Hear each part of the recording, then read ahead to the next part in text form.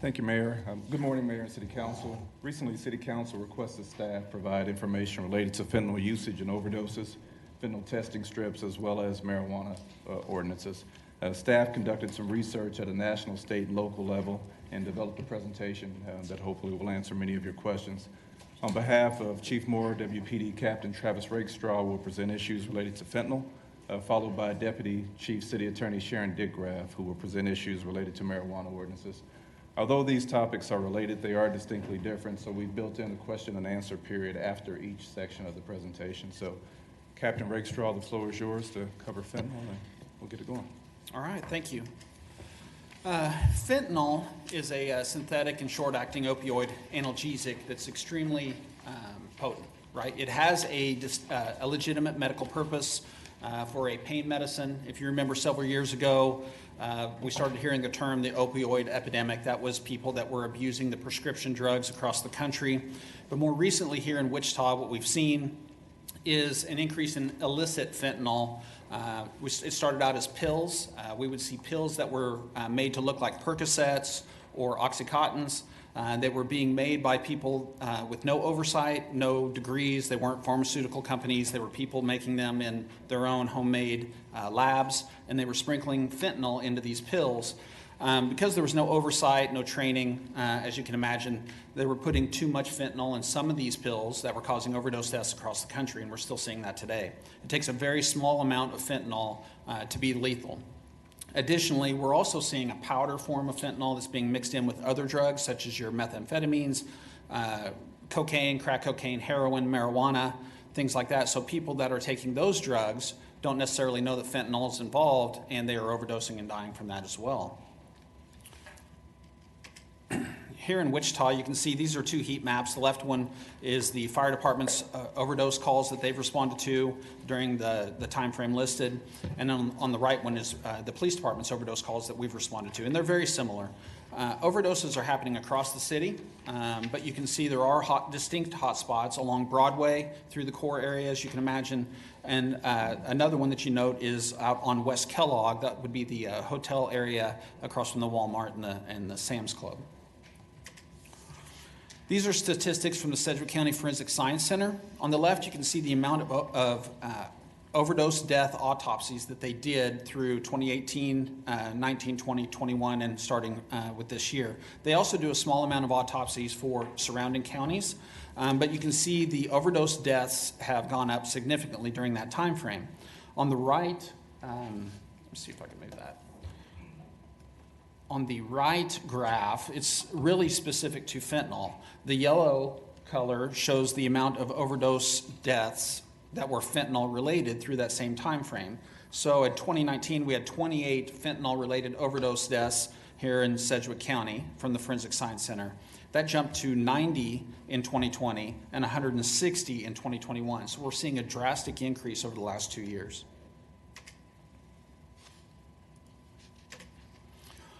Now, the CDC does support the use of fentanyl test strips so that you can, so that somebody can Captain test. Rakestraw? Yes. You skipped a slide. Did I really? Yeah. No, I don't know how to go back. Hit your backspace. I did, yes. Fentanyl test strips. They are a means in which you can test your drugs, test your methamphetamine, your crack, whatever, to see if there's a presence of fentanyl within those drugs. It does not show how much fentanyl is in there, but it does allow somebody to test the drugs that they are wanting to ingest to see if the presence of fentanyl is there. The CDC does support the use of fentanyl test strips to help curb the dramatic spike in drug overdose deaths, largely driven by illicit fentanyl being mixed in with those drugs. There is no federal law prohibiting fentanyl test strips across the country. However, each individual state has the ability and has done in many cases made a decision to legalize fentanyl test strips or make those criminal in their states as a form of drug paraphernalia. Here in the state of Kansas, it is currently illegal. It is seen by state law as drug paraphernalia. In this last legislative session, there was an amended bill that was passed by the House that would have legalized this. However, in the Senate, it failed due to concerns that the measure would encourage illegal drug use. many cities across the country that have implemented what they call harm reduction strategies and education programs related to fentanyl test strips. Here's a list of those cities, some of them: Austin, New York City, Philadelphia, Pittsburgh, Denver. There's, I'm sure, many more across the country. Here locally in the city of Wichita, fentanyl test strips are currently illegal. They're considered drug paraphernalia by our city ordinance. The way it currently works, if an officer comes across someone with this drug paraphernalia, they can write them a ticket, which essentially just gives them a court date and release them. They do not have to go to jail, but they do have to come to court at a later date. The city prosecutor's office then handles those cases as they go through the court system, but they do offer a diversion program for first-time offenders. To date, though, we have not had any cases involving fentanyl test strips in the city of Wichita. So the proponents for fentanyl test strips believe that it's an effective harm reduction strategy that reduces overdoses, encourages safe behaviors, and makes people who use drugs think more about what they are using and how they are using it. Opponents argue that access and use of fentanyl test strips encourages illegal drug use and increases the risk of overdose when using another substance as long as fentanyl is not in their dose. So what are the legal issues? Even if we decriminalize fentanyl test strips here in Wichita by removing that from the drug paraphernalia city ordinance, it would still be illegal under state law. So what that would mean for the officers is that they could no longer issue a court date and release that person at the scene. They would have to book them into county jail and refer that case to the district attorney's office. So we could potentially see an increase in jail bookings as opposed to releasing someone and having them appear in court later on. Also, the city would lose flexibility in handling the possession charge as it goes through the court system, such as the diversion programs or decreased fines, whatever the appropriate handling would be. And the Attorney General could bring an action to prohibit the enforcement of ordinances in the future. Are there any questions on fentanyl test strips? Yeah, I had one on your last slide. So while it could potentially lead to more arrests, officers still have discretion, right? Or are you forced to arrest that person once you see it? No, you're correct. Officers could have the discretion not to arrest at all, right? Not to bring any enforcement action against the person. They can make a suspect case and release the person. But if enforcement action were to be taken, they would no longer have the opportunity to give them a court date and release them. Their only option would be to book them to jail. I have a question. Yes. And I'm a novice on this topic, so I'm sorry if others know this and I do not. But right now, with the system that we have, if somebody within the city of Wichita were to be found with a fentanyl test strip, what would we anticipate their punishment would be? Is it a fine? Like from the city's perspective? Yep, and Sharon may be better apt to answer that question.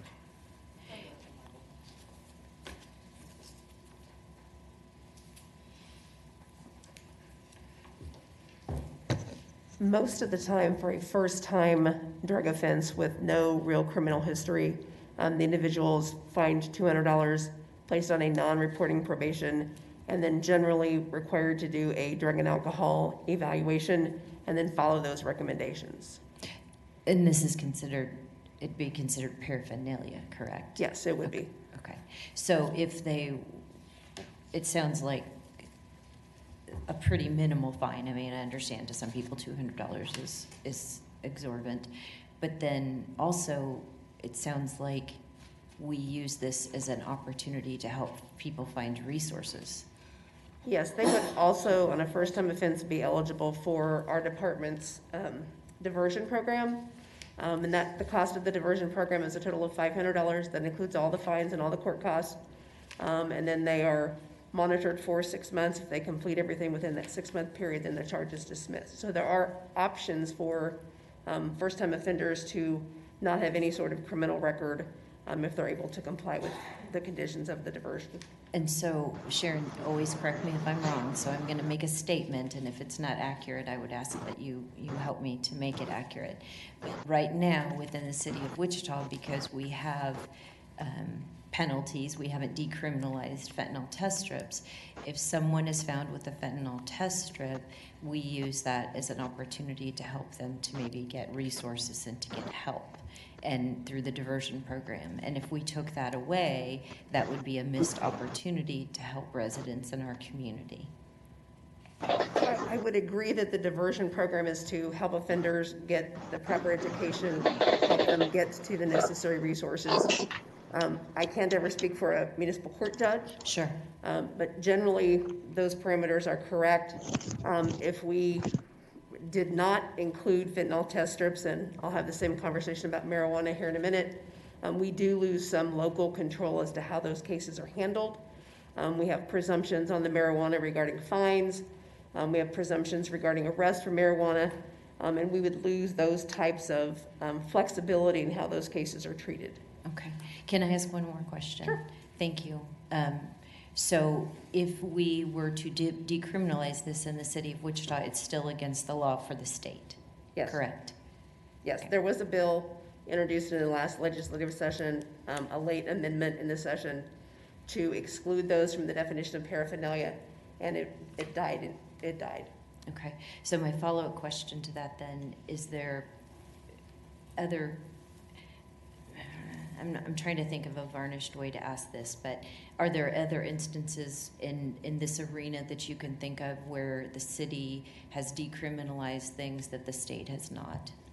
It just seems, it's a little wonky for me to think that we would decriminalize something that the state says is illegal. Is there precedence for this in other arenas? I don't like the term decriminalize because we can't decriminalize any type of a drug offense. Okay. Are there instances where we did not follow the state statutes? Yes, but generally when we did not follow them, our penalties are more restrictive or greater than what the state statutes are. So Sharon, if you don't like decriminalize, we can't say legal because it's not legal if it's still against the law in the state of Kansas. What's the appropriate term then? Simply that we choose not to regulate that substance. Okay.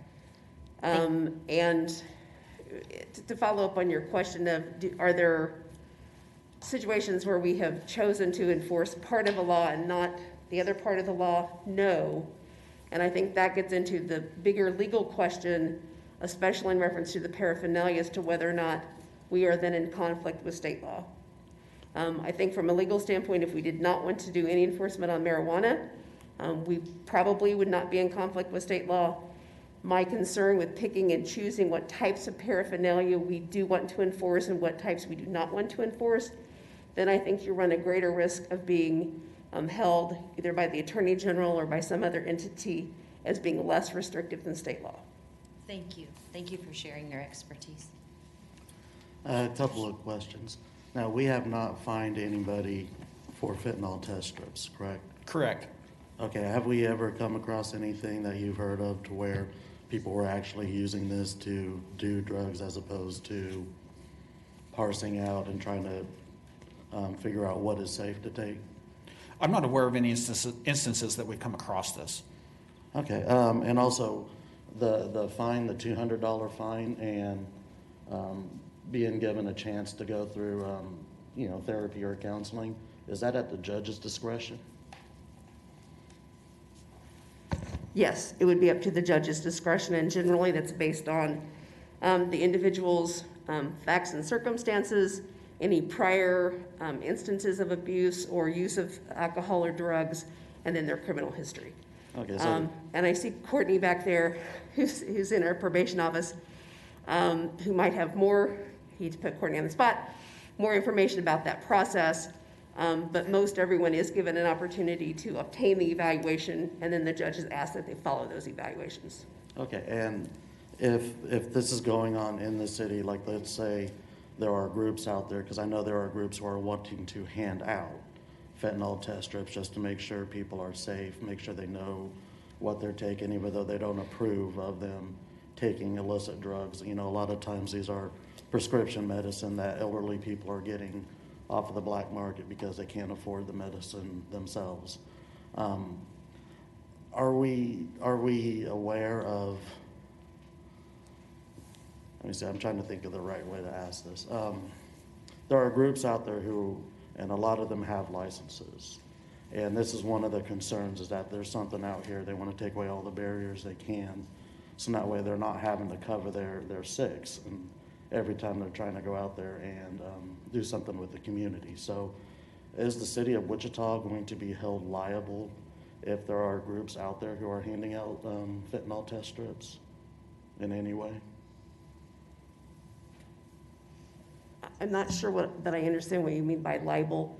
I mean, we cannot guarantee a group who is handing out something that is illegal under state law that they will not be prosecuted by the district attorney or by the federal government. Right. So would we be liable for their actions? No. Can we condone or approve those actions? We really can't. We can say on a local level, we are choosing not to file those particular charges in our municipal court. That makes sense. Yeah. Thank you. If I could, Councilmember Hoheisel, just add a little bit to Sharon's answer, response.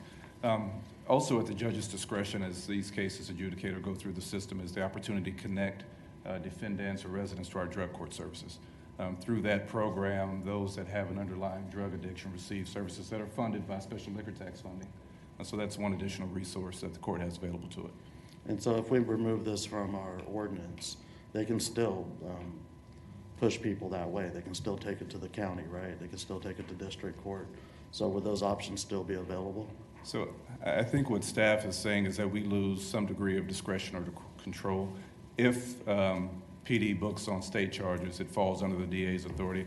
The district court also has a drug court program that I'm not as familiar with as I am our local program.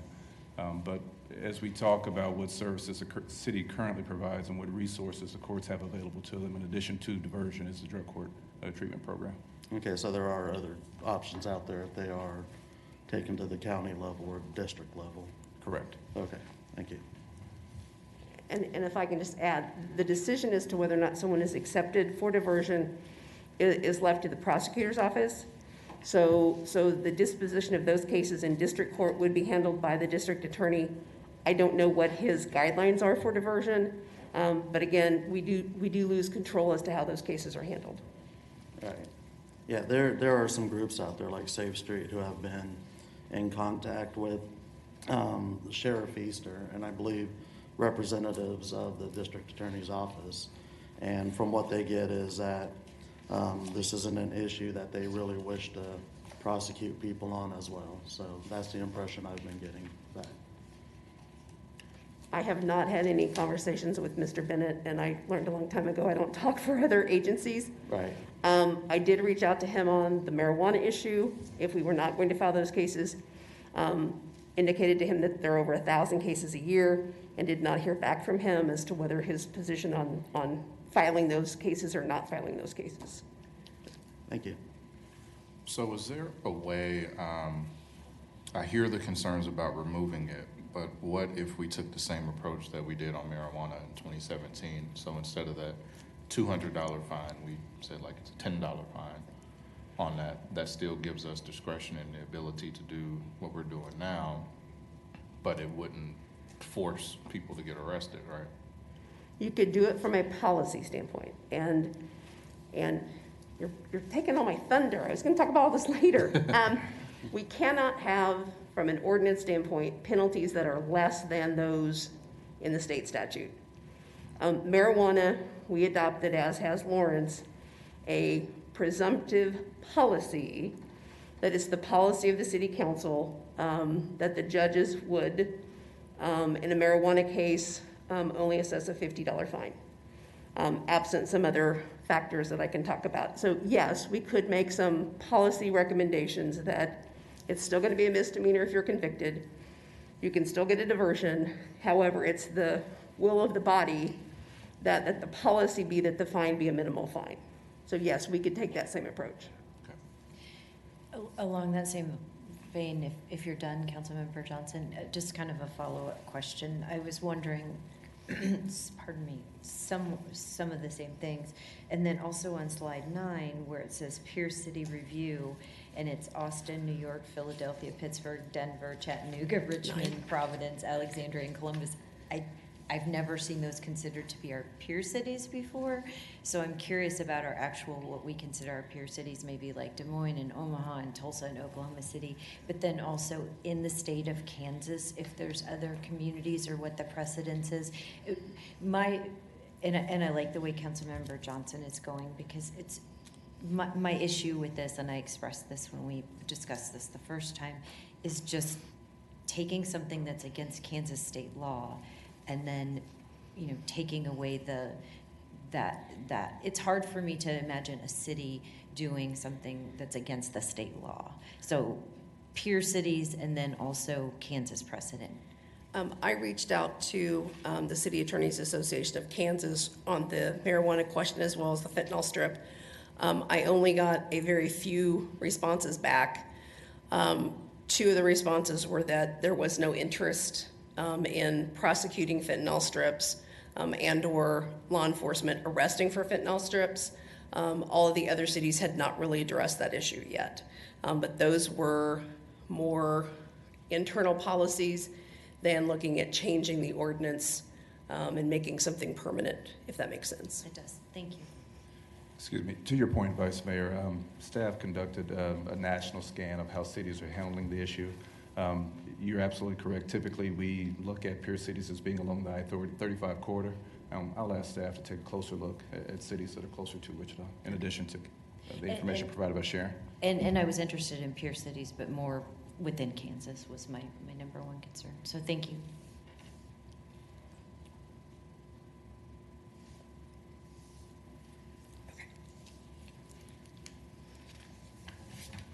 Are there any other questions related to fentanyl testing strips?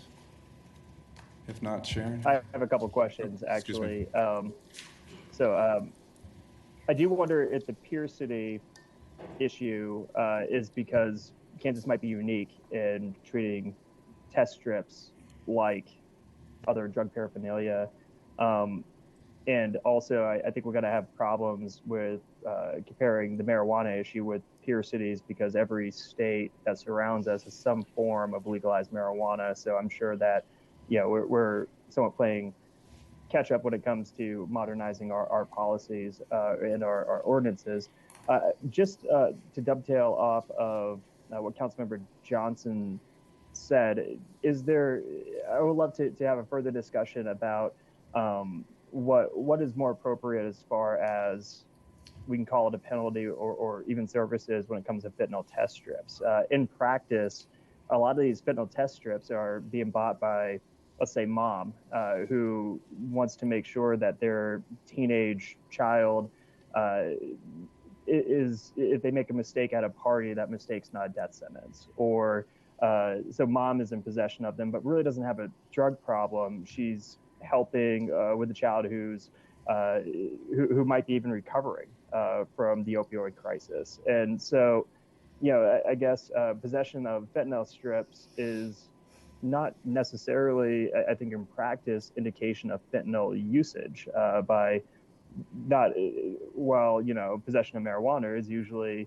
or another type of substance, is usually indication of usage of that substance. So I think it's interesting that we treat fentanyl test strips, which, as Councilmember Hoheisel said, is used, when people are buying, frankly, any substance that they think they might actually have fentanyl in it. It's used as almost a prevention of being contaminated by fentanyl versus, I guess, usage for or a safety precaution as opposed to usage of direct usage of that fentanyl. And I will just state that we, according to a news report, I think last week or the week before, there was a woman who was hospitalized for fentanyl because she touched a dollar bill that had fentanyl on it and it seeped into her skin.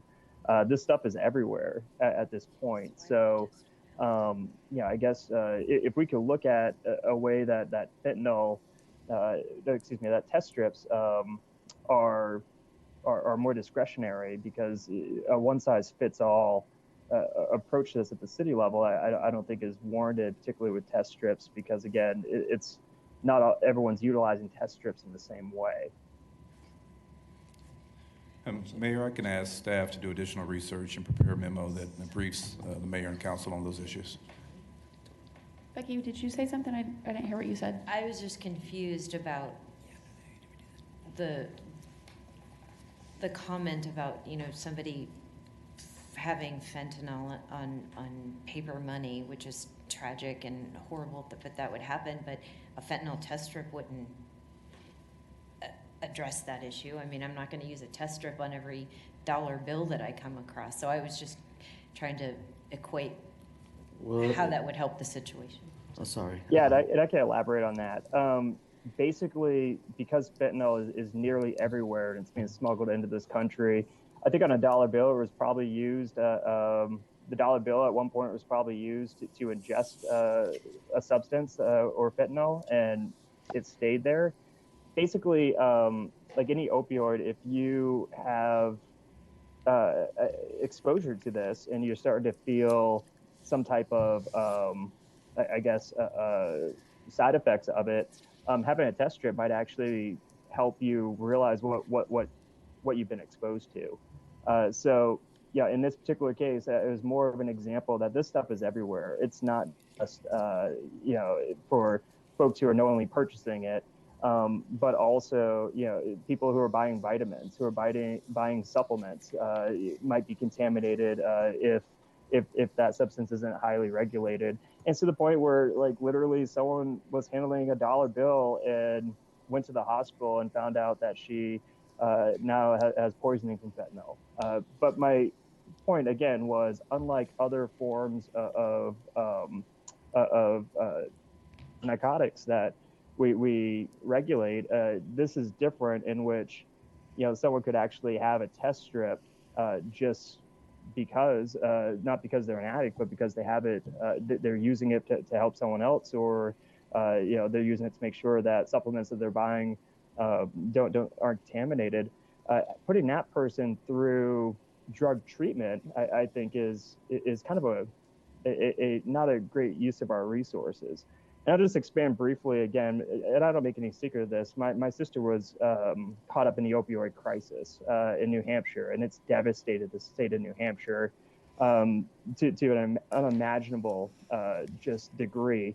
And my mother was there to make sure that she had support as she recovered. So if my mother bought fentanyl test strips to make sure that my mother could even test her stuff, then if my mother was caught with these test strips because she's trying to help my sister overcome a horrific addiction, should my mother be the one who's being dragged through court and forced to sit through all these this training on rehab? So that I think is, I just want to make a point that fentanyl test strips, we treat it almost like we do actual fentanyl substance. And in real life application of how these test strips are being utilized, that's not how these are being utilized. They're being utilized more as preventative measures, and again, utilized just to, as Councilmember Hoheisel said, as to test other types of substances that otherwise would be legal. I do have a quick question. I read a couple of weeks ago that an officer had come into contact, I believe maybe in Texas, with fentanyl, and it got in through his skin, and he had to have 5 Narcans treatments to bring him out of it. What procedure does WPD have to identify if an officer has come into contact with possibly fentanyl? Well, at that point, it's really going to be handled by the medical facility. We're going to, as just a matter of common practice, if we believe someone's had an exposure, we're going to make sure they seek medical treatment. And so in most general cases, they're going to probably learn more at the hospital or the doctor's office. Now, we have drug test kits. We, just as a matter of establishing probable cause, we have to test drugs before we can say that you are in possession of those drugs. We have to have some indication that it's an actual illegal substance. Because fentanyl really has been such a new thing, in the past we haven't had field test kits that enabled us to learn what the substance was. Now we're just switching over to a new field test kit that, although the fentanyl test piece of that is more expensive, we now will have those on hand so officers can test those for the presence of fentanyl. So like in that case, they could go back and test the substance that the officer was exposed to and see if it indicated that fentanyl was in there. Okay, so we have fentanyl test strips to protect our officers. Yes, we have to, and that's because we have to establish probable cause Right. in order to make the arrest. But yes, we've just now, it's like I said, it's a newer thing. So we just found a company that has a test strip that can test for fentanyl.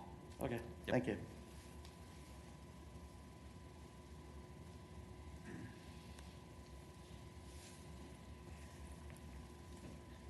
I'd like to give a brief overview of the local marijuana policy.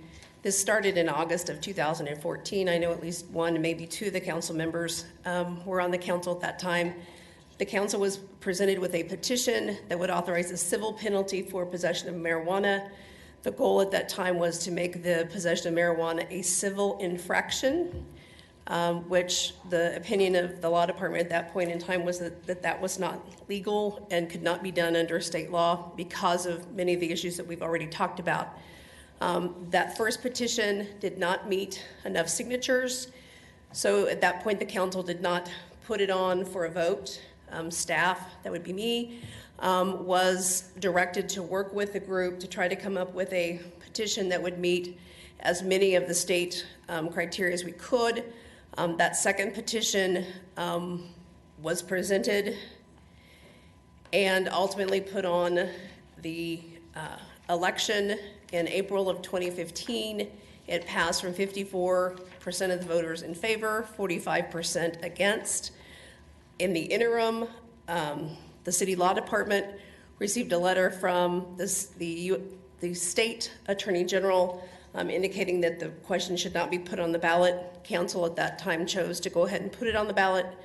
After the measure passed, the city was sued by the state attorney general, indicating that the ordinance was not passed properly and that it did not comply with state law mandates. The Supreme Court ultimately concluded that the process had not been followed for passage of the ordinance and did not get to the actual question as to whether or not the proposed penalties complied with state law.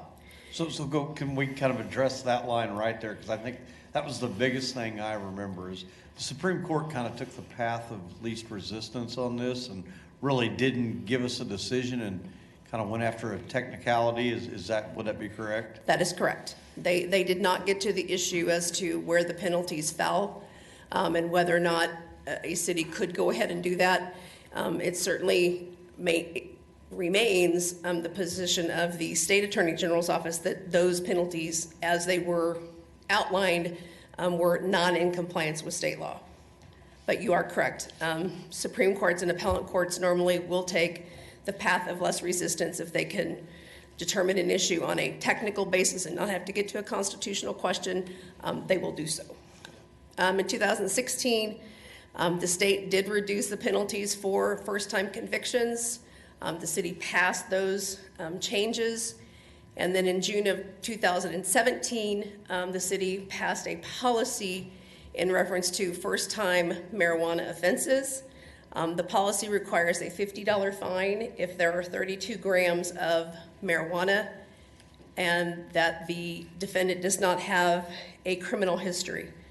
Currently, that presumption is applied by the court unless the defendant has a prior felony conviction within 5 years, a Class A conviction within 3 years, no other paraphernalia or marijuana convictions within 3 years, and it was not in conjunction with a DUI offense.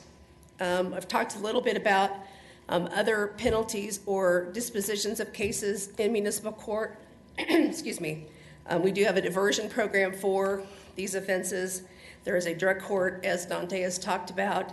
Additionally, most of these individuals do not go to jail for a first-time marijuana offense. They're placed on a probation, required to do a drug and alcohol evaluation. Along with the policy that was adopted regarding the proposed sentences by the court, the ordinances also include directions for police officers to not arrest those individuals, but to follow the NTA process that Captain Rakestraw has talked about a little bit. Because everybody always asks what Lawrence is doing, Lawrence's policies are similar to ours. In fact, they arguably could be not as beneficial. Lawrence's current ordinances have a presumption of a $1 fine plus court costs and any evaluation fees. They do not, as our ordinance does, preclude placing the individual on probation. Lawrence allows those individuals to be placed on probation, but does not require treatment unless there is a prior conviction of a similar offense. The bottom line in looking at what the city can and cannot do is that we cannot be less restrictive than state law. Any ordinance that is less restrictive than state law would conflict with state law and is in void. The ordinances that were passed by the city council were never challenged by the Attorney General's office or anyone else. I think part of that is because they weren't mandates, they were a policy. We kept these crimes to be misdemeanors.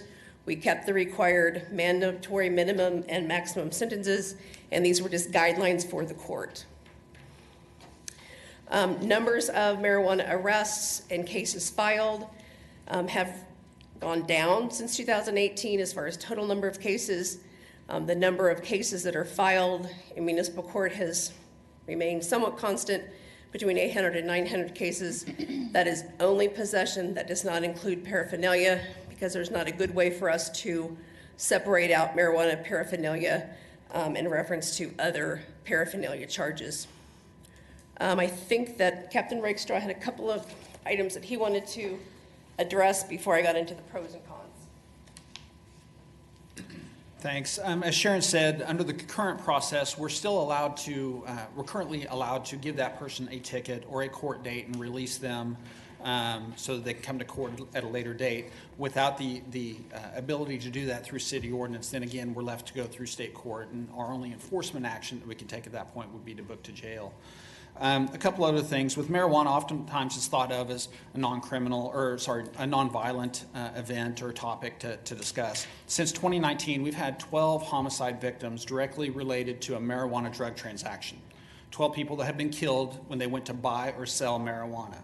Now, if the state of Kansas legalizes marijuana, there will likely be a vetting and licensure process so that somebody can legally sell marijuana from some sort of a storefront where you could go in, a safe place to go in and purchase your marijuana. Without that, we are left to do what is the current state of affairs here in our community and across the country and in many places, and that is that they're buying marijuana on the streets. So they're buying from gang members, from violent offenders, from strangers that they have met through social media that they go to meet, and then they are robbed, they're shot, or sometimes they're killed. And we do see a lot of robberies and assaults that take place in these situations as well. So I do think that we just have to consider that as a part of this. We don't have that infrastructure in place to have a safe means to buy marijuana. I'm just curious, the first bullet point, the majority of Americans favor some sort of legalization. Can you tell me what the citation is from that? Vice Mayor, the research on the next two slides was conducted by one of our management fellows. Citation wasn't included in the slides, but do have the information I can provide it to you today. Okay, because I'm not going to say I've done research. I have done some investigating of my own, and I would disagree with that statement. Thank you. Captain Rakestraw, Yes. did you say since 2019? Since 2019, we've had 12 homicides directly related to marijuana drug transactions. Thank you. Could you elaborate a little more about the amount that was being sold at the time of these homicides? Were we talking pounds, ounces? On some of them. On most of these are user amounts. $20 worth on one homicide. On a couple others, said 2 ounces worth. So these are not big amounts that we're talking about. Normally you would think that would be associated with hundreds of pounds, the big kingpin type deals, but oftentimes these are young adults or juveniles. I think in all of these they were under the age of 25, I believe. Even all the way down to 14 years old. Now 2 ounces, if it's above an ounce, it's felony, right? And it would go to district court. I don't believe that's the case. I think if you can show that, I don't know that it says in the state statute that if it's more than an ounce, it's a felony and less would be a misdemeanor. I think you have to show that it's for sale, and there's many ways to do that, whether it's individually packaged, the person admits that it's for sale, or the amount is large enough that you can reasonably prove in court that it's more than personal use. Yet there is not an amount that makes it a felony versus a misdemeanor. First time marijuana in state court is a misdemeanor. If you start talking about 12 kilos of marijuana, I don't know how they package marijuana, 12 pounds of marijuana, then certainly there would be an assumption or a thought that you're selling that or dealing that, which is a felony, but you would need, the prosecutor would need to look at what are the factors. Are there scales? Are there baggies? Are there pounds of marijuana? Are they divided? And those are all factual issues that the prosecutor would look at as to whether it's charged as a felony or misdemeanor. So there's no way. No, there's no way to make it a felony or misdemeanor.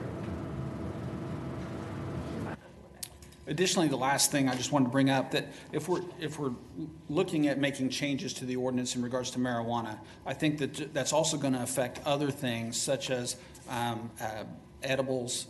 There's some of these CBD stores are selling like Delta 8, things like that, that the Attorney General's office has ruled those to be have THC content in excess of what the state law says it can. So there's a lot of different things to look at. We're not just looking at marijuana. I just wanted to pass out, this week we seized some edibles here in Wichita that are clearly, in my opinion, targeting or would be attractive to kids. I mean, THC Rice Krispies, pay weed instead of payday, THC Snickers. There's some fruit snacks or fruit candy, sour apple, things like that, that all contain THC in them. And so there are concerns about some of the marketing that this industry has done, and any change in ordinance, what that does to impact our kids here in town. So, On those, the candy that you were showing, or the faux candy or whatever it is, do you think that was bought legally in other states like Denver and brought to Kansas? I think we're still investigating part of that to see, where they got it and how they got it here. And to be fair, this was not in a storefront, in a CBD store or something like that. This was taken through a separate investigation. But it's obviously commercially made, and so you can reasonably expect that stuff is sold across the country in states where marijuana is legalized. Do we have any numbers on any juvenile hospitalizations on any of these edibles? I do not. No. I know personally of one. That had to go to the hospital. She was underage and was able to buy some gummies at a store, and she went to the hospital. I think more to err on the side of caution, but her parents knew something was going on, but she was under 18 and purchased. I would say as an adult, I do love peach rings and apple rings, so it could be marketed to adults too. Ordinance-wise, you had said earlier that if it was connected to a DUI, that $50 fine wouldn't count like it would be added on. Yes. Yeah, Sharon answer. Yes, the current disqualifiers include a possession of marijuana in connection with a DUI arrest. Possession, so not like blood test or anything? No. It would be possession in the vehicle at the time the offense of driving under the influence occurred. Okay. If you have drugs in your system, you are charged with a DUI drug offense. Same penalties as a driving under the influence of alcohol. It's just a different means for the prosecutor to prove that citation. But that's nothing that we address in ordinance. I only ask because depending on the test, marijuana stays in your system 30 days for blood, and I think 6 months with the hair follicle test. So if somebody went out of town and had a great time in Denver, but then come back and get arrested or get in a car wreck, and then we say both they were high and drunk or whatever it might be, they might not be. It's just in their system. It doesn't matter whether the drug is legal or illegal. If you are impaired to the point that you cannot operate a vehicle, it is a DUI offense. So are they charged doubly? No, they're not charged with possession of marijuana. If their blood alcohol content shows that they have marijuana, they would be charged with possession of marijuana if there were additional baggies or roach clips or other paraphernalia in the vehicle. I have a couple of questions. first, I don't want to confuse this. There's no one who on council I've spoken with who's interested in promoting any type of controlled substance to children. That is a completely not on the table here. But I am interested in your recent find of commercially produced edibles. And was that taken from children or was that taken from adults? Taken from an adult. What my concern is, Mayor, that is, will these items become for sale in businesses that, granted, juveniles would not be able to make those purchases. My concern is the marketing on some of these items that obviously would become attractive towards juveniles and would be somehow an incentive or an enticement for them to seek these out. Okay, no, and I understand that because my understanding is we have liquor that is marketed almost as a soft drink. So I think it's on the same, your argument's on the same level as that argument, and we have been able to enforce laws to prohibit liquor stores from selling to minors. But I do want to just get back to, I guess, your drug bust of edibles that were likely purchased in any one of our surrounding states. That was an adult. And what resources, I guess, police resources went into seizing a pouch of gummies?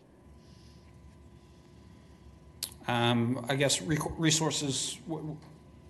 Well, obviously, you would have to track down whoever adult had these gummies. You would have to send out police officers, probably get a warrant. You would have to confiscate. Now this adult is going to court. The investigation is commercially produced gummies that are, again, for sale, I think, in every state that surrounds us. So I'm just wondering what, as you brought it up as a item for discussion, what went into, as far as resources of time, money, other factors that from our police force, what went into ensuring that these dangerous gummies were taken off the streets? Well, it's still under investigation. There was no arrest made that I'm aware of. It was just something the officers came across and seized, and as a note of community concern, they brought it to my attention. Where'd they seize them? I'm sorry? Or, I mean, I'm just trying to figure out what, because the point of this discussion is really about resources. I think we started this discussion about, do we really want to be putting grandma in jail who's taking a THC vape to help her sleep so she doesn't have to pay money for more expensive medication? So that's, I think, what we're getting at. It is, you brought up this these items. So I'm just wondering, obviously police got these, took them off the streets. Now they're being presented here. They were seized. What went into seizing them? How many officers? How much time? Could I put a number on, money-wise, resources-wise, on what it took to get those commercially produced gummies out of the hands of an adult? It was just one officer, sir. As far as the amount of time, I could track that down for you. Okay, and with that, perhaps it's a question for Sharon. What's the courts? What would be the, I guess, the time, the resources, the process to take that adult who had a bag of THC gummies? What would be the process for having that person go through court? And also, you know, I guess we'd likely have to get a lawyer. Like, can you tell us a little bit about that process and what that would have on that individual? It would not be any different than any other case that would go through municipal court. The defendant can hire an attorney if they choose. It would be an offense that would require or could mandate jail time, so they would be arguably eligible for a court-appointed attorney if their finances were such that they qualified as an indigent individual. The individual can apply for diversion that I've spoken about. They can have a trial. If they have a trial, then following that trial, the judge would sentence them to the $200 fine and or a drug and alcohol evaluation. And again, those fines are set by the court, depends upon their criminal history. If this is a first-time possession of gummies, then I suppose it would be the non-reporting probation. So just so I understand, a adult who probably legally purchased a bag of sour pouch THC gummies from any one of our surrounding states, had that seized, would likely or could likely lose their civil liberties by being detained in jail for at least a few days, it sounds like, and then also have to continue to go through this process. What would be, I guess, the cost if everything you just said played out on that one individual? Cost fines, everything else. Cost for the individual, cost for the city. Which costs are you referring to? Well, let's start with the cost from the individual, who will likely have to lose time at work, likely have to, wouldn't be able to take care of their children if they now are in jail for a few days. But they don't go to jail for a few days. But more days. specifically, I guess the fines, the amount of money, you mentioned $500 for during the test strips. If mom was caught with test strips, she would have to go through rehab. That was about a $500 fine. So I'm just building off that information that you gave us earlier. A couple thousand, what would we say, just the individual out-of-pocket costs if they're caught with a pouch full of gummies? I don't know that I can answer that question. I mean, there are so many different factors. The cost of the lawyer can range anywhere from $500 to $2,500, depending upon what the individual wants to do with their case. Fines and court costs would, again, that varies as to whether you have one appearance and you enter a plea, to whether you have 12 trial settings. So you're asking me a question that I really cannot answer. I would say you're looking at a minimum, if you were convicted, of probably $1,000. And again, you said time in jail. Most of these folks don't spend time in jail. Under our current process, they would be NTA'd rather than going to jail. So by not regulating these, you lose some of that control. So it would frankly be much more expensive if the individual was charged in district court than it would be in municipal court.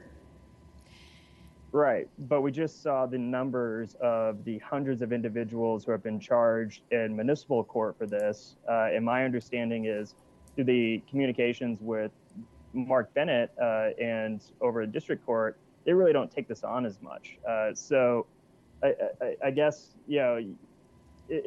if we're enforcing this more, then we're actually taking more money out of the pockets of taxpayers than district courts. I'm not sure if it's apples to apples, but that's just an opinion based off the information I've heard today. I do want to just ask, well, if they normally don't go to court, or excuse me, don't go to jail, it was just mentioned that that's possible. Just for, I guess, the information for the council, can you go ahead and tell us what is the average amount of spending a night in jail cost the taxpayers? Someone at one point told me it was over $10,000 per night to jail someone.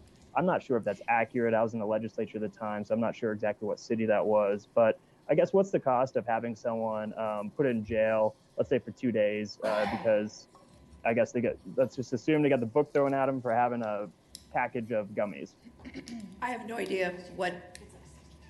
$62. The jail bills us $62 a day to house a prisoner. Okay. I did have another question now. If they have, if they're selling it, that goes to the district attorney as well, right? Yes. So if we remove this from our ordinance, selling it will still be illegal. Yes. So they would not be able to put this in shops or anywhere and advertise this as such without, we would still have the ability to shut that down. Yes. Okay. We could not file those charges in municipal court.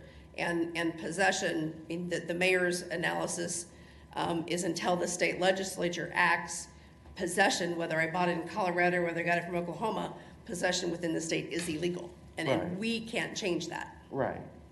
Right. We But can only not enforce or repeal our existing ordinances. I'm just making sure that we're not going to have you know, the THC gummies on sale at the shops and not be able to have recourse for that as well. So just making sure of that.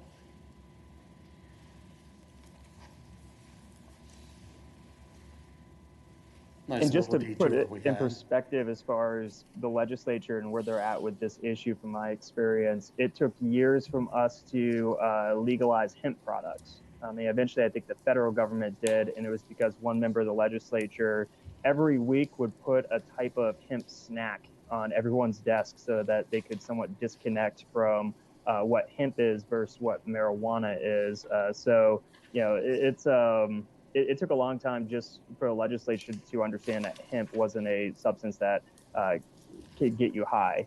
So I think that the legislature is a little behind when it comes to their modernization of these type of THC products, and that's just from my years there. I don't think it's changed much, but I will also say that this discussion is about resources. It's about resources with our police and what we want to focus on moving forward. So I would be interested to know if those drug offenses, the hundreds of people who are going through our court right now for having access to gummies, if that is a factor that was on top of another factor, or if that was the primary factor, meaning, let's say if someone gets arrested for doing something bad, and while they're getting arrested, they happen to find gummies on them. Was it just kind of added on, or was the purpose of their arrest because they had gummies in their car? And there generally has to be probable cause to arrest the individual. I would say that the majority of our cases are found marijuana or otherwise as part of the arrest, either the search of the individual as arrest or the search of the vehicle if they have committed some sort of traffic offense. And I'm going to call out Courtney. I don't know of any gummy cases that we have had in municipal court. Yeah.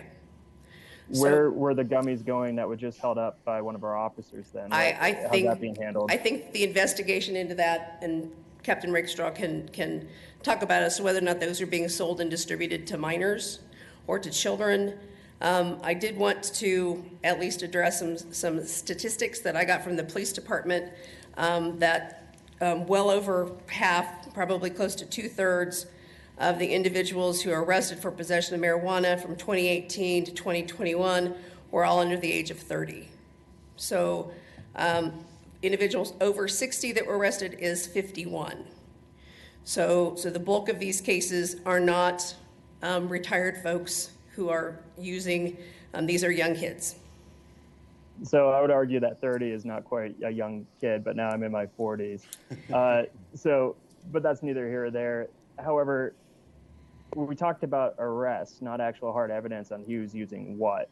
So maybe 30-year-olds, as they're out and about, might have this in their car, get pulled over, and it's discovered, while someone who's retired is less out and about. But just going back to a comment you made, it actually contradicted the statement by the officer, and I just want clarification. I believe the officer was saying that because of the labeling, it's reasonable to believe that kids might be attracted to these products, but I believe that you just mentioned that you thought these were being sold to kids. So can we get clarification on which is it? I'm going to refer to Captain Rakestraw. Man, I think the concern is that if they're packaged to look like bubble gum and they're actually a gummy with marijuana, if I'm a 15-year-old, am I going to know the difference? But I will defer to Captain Rakestraw. Yeah, if I understand what you were asking, Mayor, it's illegal for any of this stuff to be sold to kids. It'd be the marketing is what is concerning. Okay. Just want to clear that up, because I'm afraid that we wind up blurring this discussion when we start talking about children, and then get people thinking, well, we got to protect the children. But that's not the discussion. No one here wants, obviously, children to be exposed to any type of controlled substance. It's the 30-year-old who uses this, a THC pen, to go to sleep at night because other forms of medication might have harsh side effects. So I just want to make sure that we are that the narrative that's being presented is consistent, and if it's not, then I just need to probe and ask questions to make sure I'm not missing anything.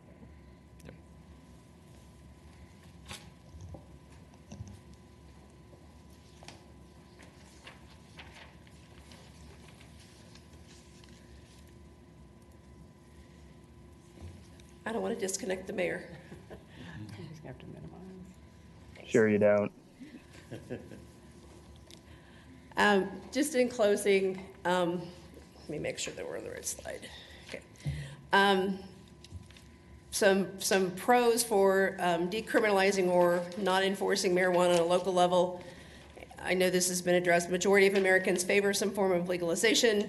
The thought that police and court should focus on violent crimes and the abuse of more dangerous drugs than marijuana would add to the disproportionate enforcement of current laws and reduce the burden on the criminal justice system. Cons, marijuana possession would remain illegal under state law and federal law. Those cases would or could be referred to the district or U.S. Attorney's Office. There is a different booking process for folks that are hold for a state warrant. We would lose the flexibility in how these cases are handled with the presumption of a minimal fine, access to the city's diversion and drug court programs. I spoke a little bit about whether or not we would be in conflict with state law, and I am less confident on that question in reference to paraphernalia as I am for us just simply not prosecuting marijuana cases and repealing that. I do think there are some options if the city does want to look at the policy that was enacted. Do we need to look at who is excluded from application of that policy? So there are some middle of the road steps that I think could be taken rather than simply repealing all of those ordinances. And questions, we've had a lot as we've gone on. Yes, ma'am. I have a, Oh. sorry, I can't see his hand, so I apologize. I was just going to ask a few questions, but if you want to go first, you can. Mine will be really quick. I'm hoping staff, as we continue this discussion, could I get a breakdown of, I guess, the folks who are arrested in those hundreds of folks over the last few years? I would love to know if there's a racial difference or if it's disproportionate racially. As we get into, I think, discussions about just police or folks having discretion, I want to see if that discretion is disproportionately rather intent or non. Is it disproportionately targeting people of a particular race or gender? Also, just for the question about people under 30 are the ones having, I guess, being caught with this stuff in possession more than people who are under 30. I would like a breakdown of folks who over the last 5 years have been searched by age. I believe it's reasonable to believe that people under 30 are likely getting searched more than, let's say, my mother. So I would just like that information so that we can get a clearer picture of the actual impact that our current law is having on particular pockets of citizens within our community. Thank you. Mayor, Court Administrator Nathan Emery is in the room, and we've taken notes, and we'll follow up with answers to council questions and specifically the data and the breakdown that you've requested. Thank you, Sharon. Thank you for sharing your expertise with us. This is just going to be a really simple, silly question, and then I have some additional ones, but is this against state law? Correct. There's a state law regarding marijuana use, correct? There is a state law that prohibits the possession of marijuana. Thank Yes. you. And then on slide 16, it says that an ordinance that conflicts with state law is void, correct? Yes. Okay. So I just want to make that clear, that, again, this is something that's state law, and even if we pass something, it could be seen as void. If we repealed marijuana entirely, we would not be in conflict with state law because we simply wouldn't be regulating it. Okay. The concern with paraphernalia from my legal analysis, are we picking and choosing portions of paraphernalia to regulate. And my analysis are, so we only want to prosecute second DUIs, not first and third DUIs. Can we do that? And I've talked to some city attorneys around, and we're kind of split on that question. Some think we're fine. Some have the concerns that I have is, are we then not equal to the state statute? Okay, thank you. And I just want to make a final thought. Well, I have lots of thoughts, but I'll make one more comment. So I'm always thinking what's best for the community and what's best for Wichita. And yesterday I had the luxury of sitting in on a meeting with folks in the construction industry. And one of their biggest concerns, as a matter of fact, I would say their biggest concern was being able to hire people. And then when they hire people, having people being able to pass a drug test and then stay employed passing a drug test. And so I just think that any message that we send in our community right now regarding taking away infractions or whatever you want to call it with a gateway drug is sending the wrong message in our community. And I think it could actually have some unintended consequences of making it even harder for our workforce in our community. So I have lots of thoughts regarding this, and we'll look forward to more robust discussion. But again, at the end of the day, it's state law, and for a city to be in conflict with that is just something that really concerns me. So thank you for all your work on this, Sharon. I appreciate it. Hey, Sharon, I have a quick follow-up. Yes. Are there other state laws that we don't enforce as a city? I asked that earlier. We have generally adopted most all of the state laws from a criminal standpoint, not talking civil, from a criminal standpoint. Can you think of any that we haven't? My mind goes to, I guess, the Renter-Tenant Act, where we get folks who come out and want our officers to enforce a violation by their landlord. However, that's not codified in our ordinance, and thus we don't enforce that. We tell them to go to the next level. And that's a civil law. That's not a criminal law. There are some traffic ordinances that we have not adopted. Golf carts on the street would be one. Small motorized vehicles would be another. We have historically tried to follow the criminal code fairly closely. Does not mean that, however, that we have to regulate everything. Okay, so the golf cart law, I assume we don't enforce that because of resources, because we just choose it's not worth our resources to. No, it was actually law. a difference of opinion between departments as to whether or not golf carts should be legal in the street and or whether they should be able to be driven from a golf course community to the golf course. So we could never get a consensus on that. However, we are looking at that again. Good.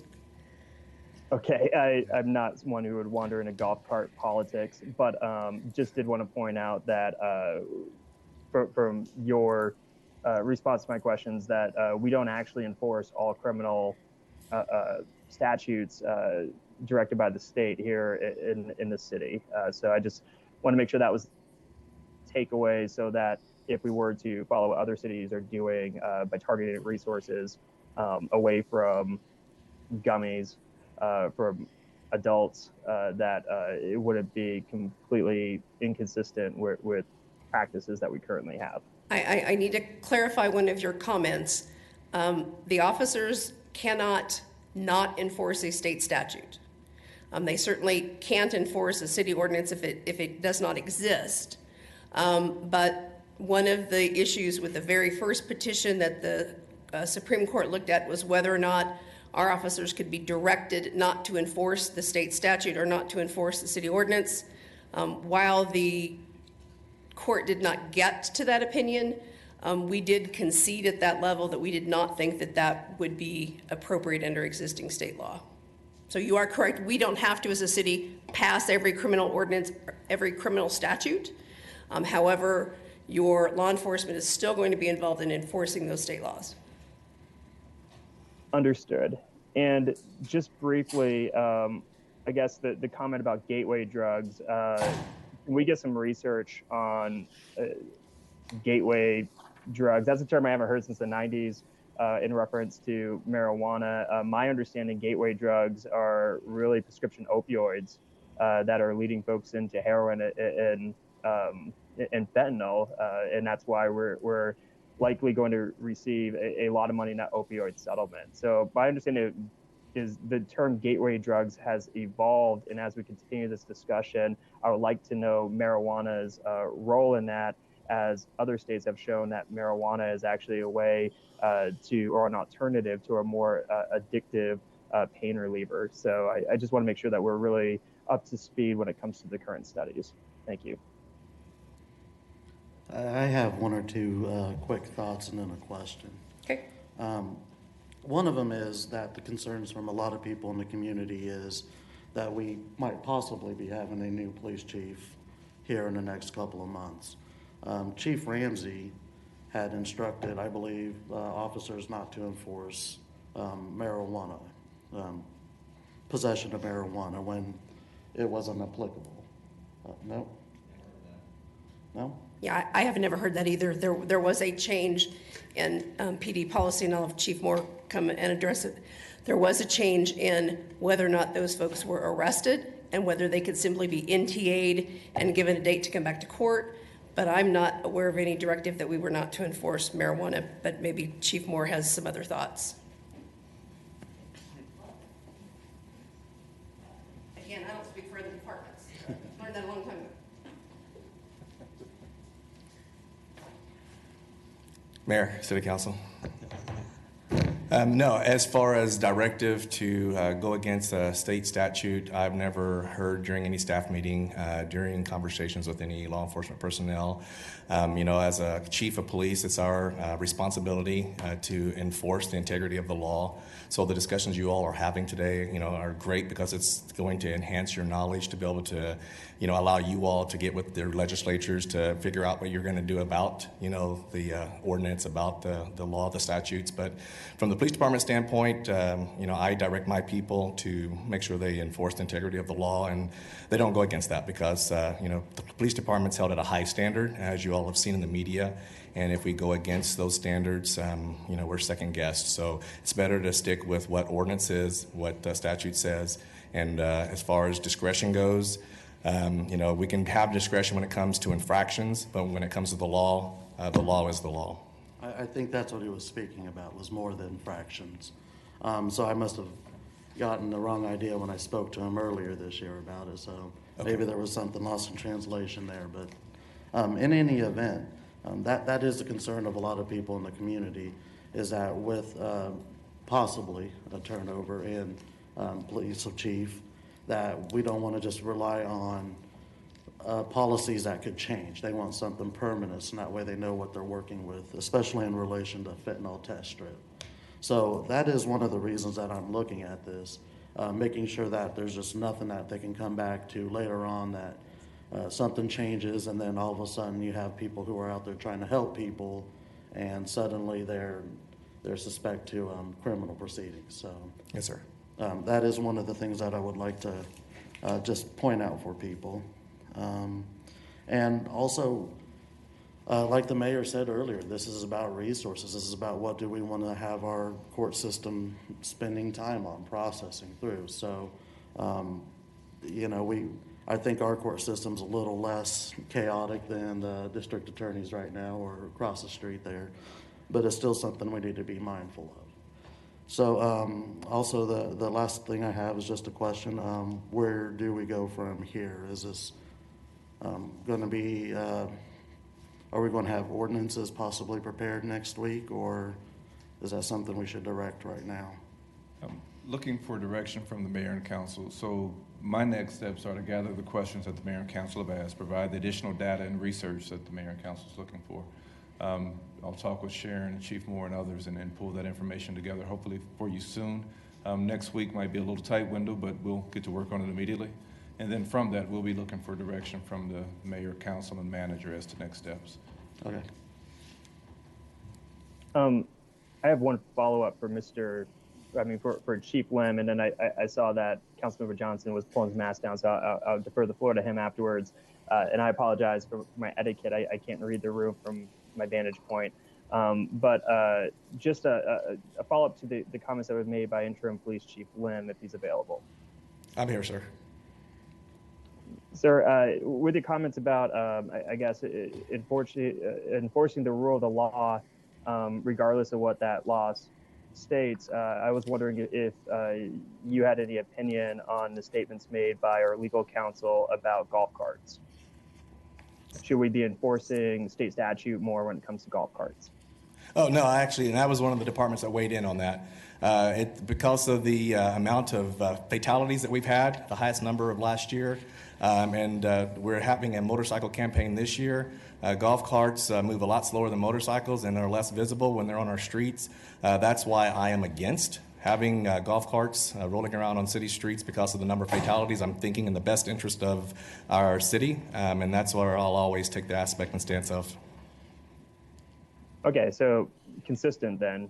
Your opinion's consistent then with follow the rule of the law, even though currently in the city we're not cracking down on golf cart usage.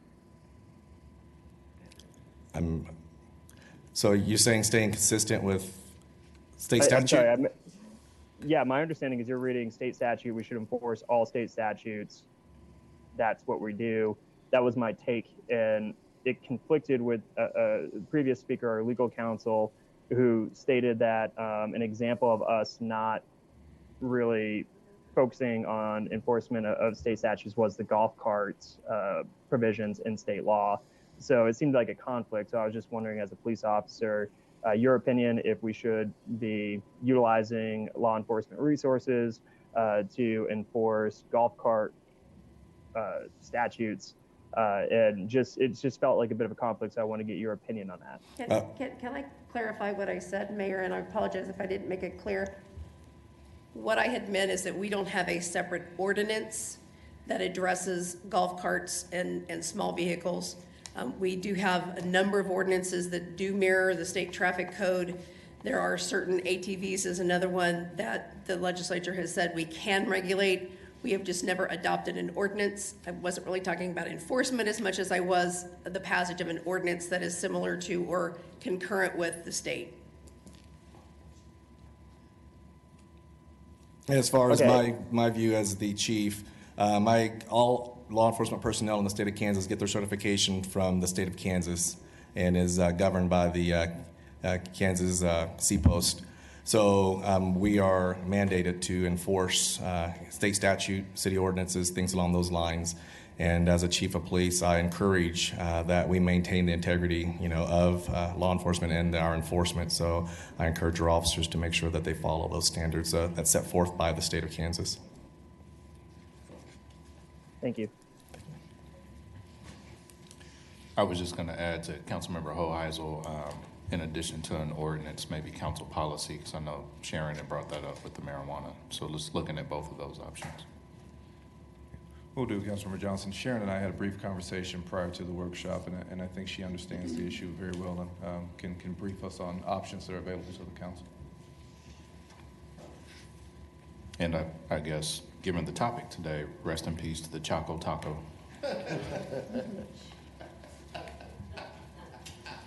The pure chocolate taco. Mayor, that's all I have prepared for the day. Thank you. Appreciate your time this morning. That's all we have, unless there are any other questions. Okay. Thank you all.